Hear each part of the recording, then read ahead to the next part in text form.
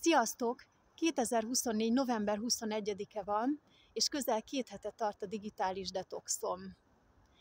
Biztosan közületek is vannak sokan, akik így vagy úgy megpróbáltak már elvonulni.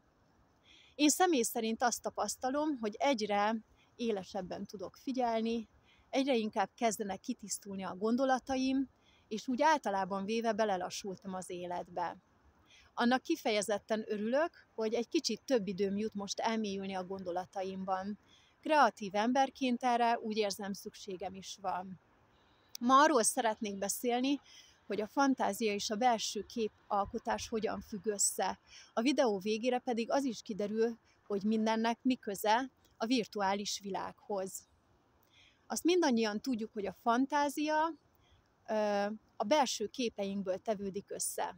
Ezek a belső képek az emlékeinkből érkeznek, és az emlékeink pedig képek formájában rögzülnek az elménkben, szavakkal pedig fel tudjuk őket idézni.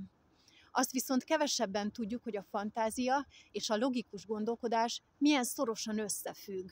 Márpedig ez így van. Szokták mondani, hogy a kreatív ember is ugyanazokkal az információkkal dolgozik, csak éppen azokról teljesen más jut neki eszébe.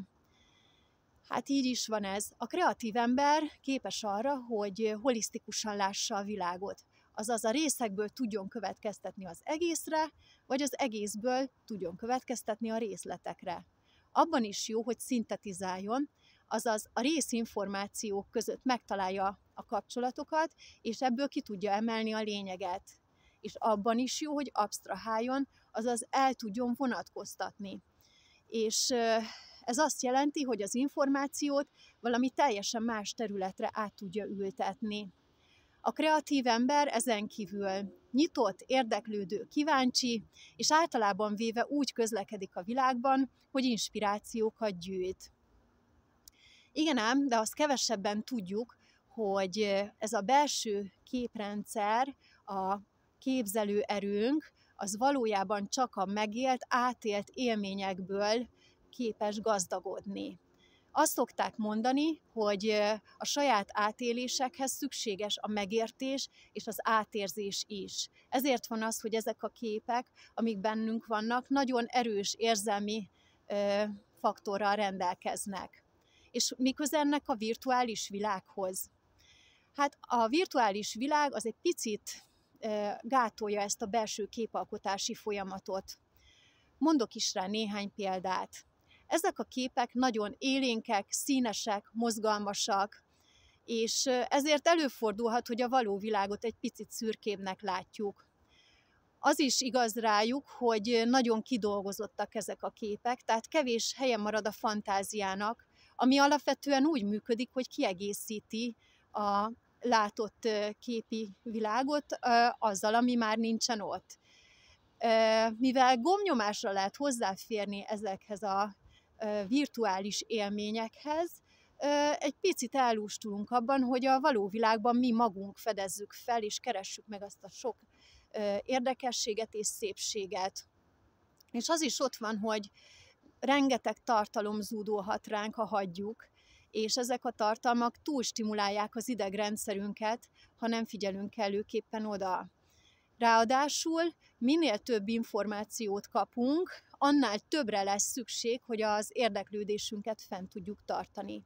Összefoglalva tehát azt tudnám mondani, hogy a virtuális világ egy picit akadályoz minket abban, hogy a belső képi világunkat gazdagítsuk. Ezért nagyon tudatosnak kell abban lennünk, hogy mennyit használjuk a képernyőn keresztül ránk zúduló tartalmakat. Én hiszek abban, hogy kreatív emberek vagyunk mindannyian. Mindannyian képesek vagyunk alkotni, akár művészi szinten végezni valamilyen tevékenységet. Ehhez csak egy nagyon gazdag belső képi világra van szükség.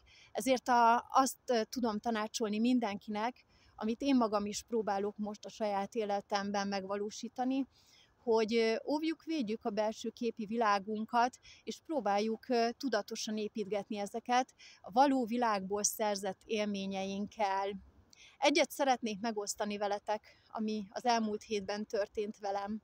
Újra visszatértem az úszodába, és hát utána pedig a gőzkamrába, ahol múlt héten jártam. Most teljesen egyedül voltam, nem volt senki, aki ott lett volna társaságnak, még kevésbé valaki, aki olyan gyönyörűen tud énekelni, mint az a hölgy múlt héten.